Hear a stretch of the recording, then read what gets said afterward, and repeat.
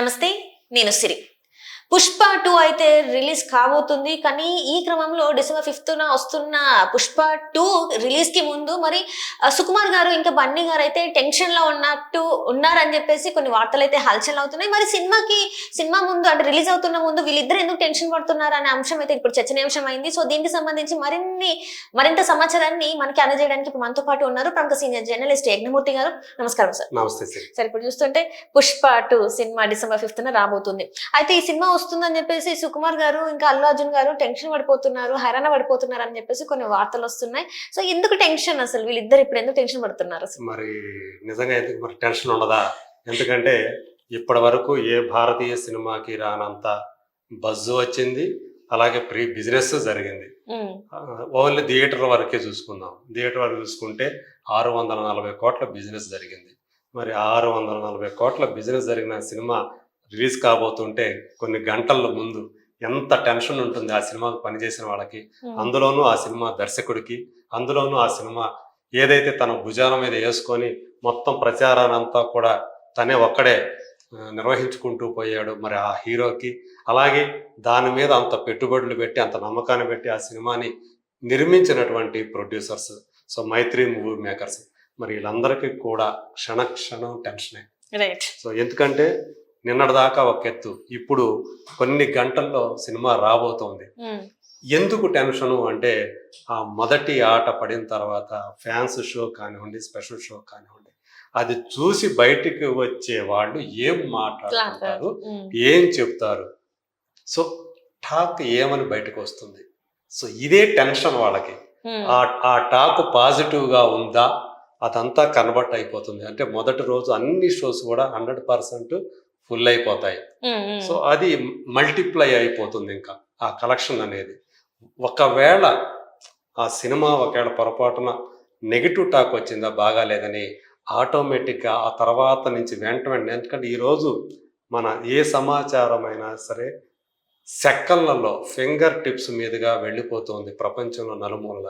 కాబట్టి ఆ టాక్ ఏమొస్తుందా అనే టెన్షన్ తోటి ఇప్పుడు అందరూ కూడా ఆ 'పుష్ప 2'కి ఆ ప్రొడ్యూస్ చేసిన నిర్మాతలు, సో నవీన్ ఎర్నేని, అలాగే యలమంచిలి రవిశంకర్కి, అలాగే ఆ సినిమాని 3 సంవత్సరాల పాటు తన బ్రెయిన్ చైల్డ్ సుకుమార్, 'పుష్ప' అనే ప్రాజెక్టే ఆయన సుక్కు బ్రెయిన్ చైల్డ్ అది. సో దాన్ని అంత అపురూపంగా మరి 3 సంవత్సరాలు, ఎవరైనా 9 మాసాలు 10 మాసాలు మోస్తారు శిశువుని, కానీ ఆయన తన శిశువుని 9 సంవత్సరాలు, ఇవి 3 సంవత్సరాలు, అవి ఒక 2 సంవత్సరాలు, సో 5 సంవత్సరాల పాటు ఆయన దాన్ని మోస్తూ ఉన్నాడు. ఒక శిశువుని ప్రసవించాడు 3 ఏళ్ల క్రితం, ఇప్పుడు 2వ శిశువుని ప్రసవించబోతూ ఉన్నాడు. దీని తర్వాత మళ్ళీ 3వ శిశువు కూడా ఉంటుంది. సో మరి ఆయనకి ఎంత కాదనుకున్నప్పటికీ కూడా ఆ గుండె వేగం పెరుగుతూ ఉంటుంది. టైం దగ్గర పడే కొంది, ఆ సినిమా రిలీజ్ క్షణాలు ఏవైతే ఉన్నాయో అవి దగ్గరకు వచ్చే కొంది ఏమవుతుంది, జనం ఏం చెప్పుకుంటారు, ప్రేక్షకులు మొదటగా థియేటర్ నుంచి వచ్చే ప్రేక్షకుడు ఏం మాట్లాడతాడు, సో వాడికి నచ్చుతుందా లేదా, వాడి నోట్లోంచి వచ్చే మాట పాజిటివా నెగిటివా అనేది, ఆ టెన్షన్ అనేది ఖచ్చితంగా సుక్కులో కూడా ఉంటుంది. ఇక ఏదైతే తనని అల్లు ఆర్మీ అని చెప్పి పదే చెప్పుకుంటూ వస్తున్నాడో, తనని ఎంత వాడిని చేసినటువంటి అభిమానులకి ఎప్పుడూ కూడా కృతజ్ఞుడినే ఉంటాను, ఎప్పటికీ గ్రాటిట్యూడ్ చెప్తూనే ఉంటానని చెప్పే అల్లు అర్జున్ ఉన్నాడో, తన స్టార్డమ్ ఈరోజు ఏ స్థాయిలో ఉందో మనకు తెలుసు. సో అంటే పాన్ ఇండియా సూపర్ స్టార్, ఏకైక సూపర్ స్టార్ అని నిన్నటిదాకా మనం ఒక వ్యక్తినే చెప్పుకున్నాం, ప్రభాస్ని. ఈరోజు సో ప్రభాస్ని కూడా దాటుతాడేమో అన్నట్లుగా, అంటే బాహుబలి 2 రికార్డుల్ని ధ్వంసం చేసే శక్తి ఈరోజు అల్లు అర్జున్కి ఉంది అని చెప్పేసి అందరూ కూడా దేశవ్యాప్తంగా ఉన్నటువంటి సినిమా విశ్లేషకులు కానివ్వండి, సినిమా వర్గాల వాళ్ళు కానివ్వండి, ఎవరైతే నమ్ముతూ ఉన్నారో మరి ఆ వ్యక్తి ఎంత టెన్షన్తో ఉంటాడు నిజంగా. సో ఇది కనుక ఏమాత్రం కొంచెం అటు ఇటు అయినా తనకి ఎంత బ్యాడ్ అవుతుందో తెలుసు. ఒక్కసారిగా కుదేలైపోతారు. సో ఆయన కెరీర్కి ఒక కుదుపు వస్తుంది. సో ఆయన మీద పెట్టుకున్నటువంటి నమ్మకం ఏదైతే ఉందో అది దెబ్బతింటుంది. సో అందుకని ఆయన కూడా చాలా టెన్షన్తో ఉన్నాడు, ఏమవుతుందని. వీళ్ళందరూ ఎట్లా ఉన్నా టెన్షన్ లేకుండా ఉందో మాత్రం ఫ్యాన్స్ అనే చెప్పుకోవాలి. వాళ్ళైతే ఈ సినిమా ఎప్పుడు మనం ముందుకు వస్తుంది వెంటనే చూసేయాలి. సో ఖచ్చితంగా ఈ సినిమాతోటి Allu Arjun pan India super star, తను కూడా పాన్ ఇండియా సూపర్ స్టార్ అని ఆ పేరుని ఏదైతే ఇప్పుడు కొత్తగా తనకి ఆపాదిస్తున్నారో దాన్ని నిలబెట్టుకుంటాడని వాళ్ళు మాత్రం పూర్తి స్థాయి నమ్మకంతో ఉన్నారు. సో అంటే ఇప్పటి వరకు మనం చూసుకున్నట్టయితే రాజమౌళి గారి సినిమాలే ఇప్పటి వరకు పాన్ ఇండియా స్థాయికి వెళ్ళాయి. అక్కడ ఇండియన్ సినిమా అంటే రాజమౌళి అన్న పేరు వచ్చేసింది. కానీ వితౌట్ రాజమౌళి గారి డైరెక్షన్ లో, సుకుమార్ గారి డైరెక్షన్ లో ఇప్పుడు ఈ సినిమా ఆ రేంజ్కి వెళ్తుందంటే చాలా వరకు ఫ్యాన్స్ కాళ్ళ దగ్గర వేసుకుంటున్నారు. అంటే రాజమౌళి గారిది కాదు ఇది, సుకుమార్ గారి మార్క్ ఇది అని చెప్పేసి చాలా మంది మాట్లాడుతున్నారు. మరి దీన్ని ఎలా చూడాలంటారు సార్? మరి అంతే, అంటే ఎప్పుడు కూడా ఒకరి మీద కేంద్రీకృతమై ఉండదు.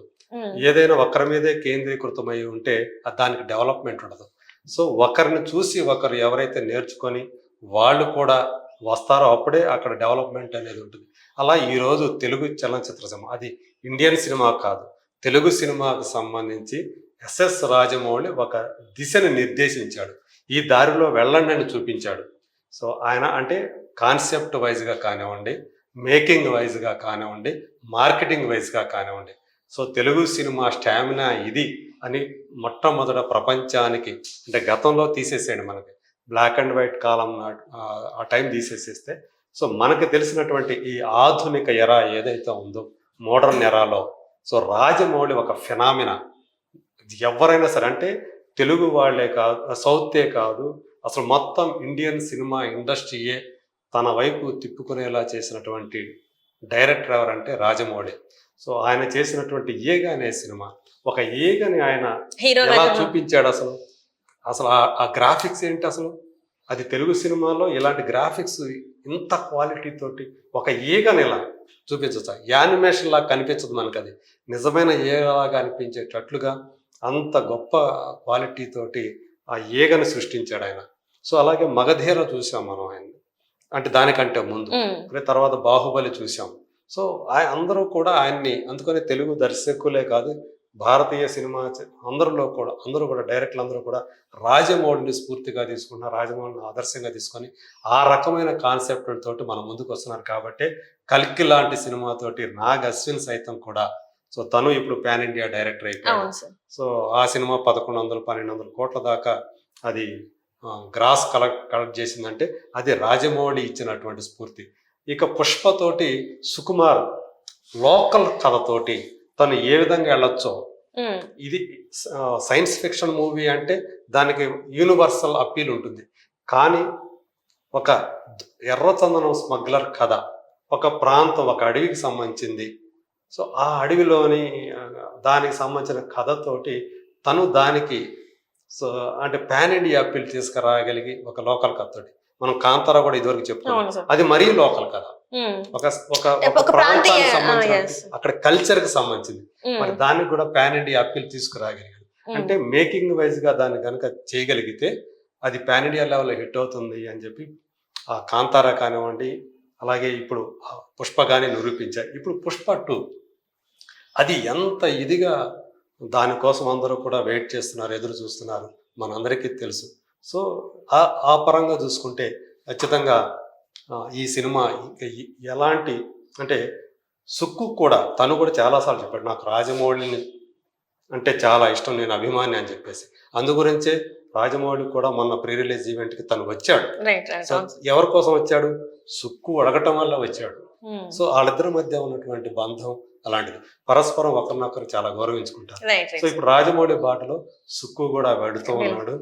సో అయినా కానీ ఆ టెన్షన్ అనేది, చివరి నిమిషం టెన్షన్ అనేది ఖచ్చితంగా ఉంటుంది. ఆ టాక్ పాజిటివ్ గా రావాలని అందరం కూడా కోరుకుందాము. అప్పుడు మొత్తం అన్ని కూడా పటాపంచలైపోతాయి. Right sir, thank you so much sir.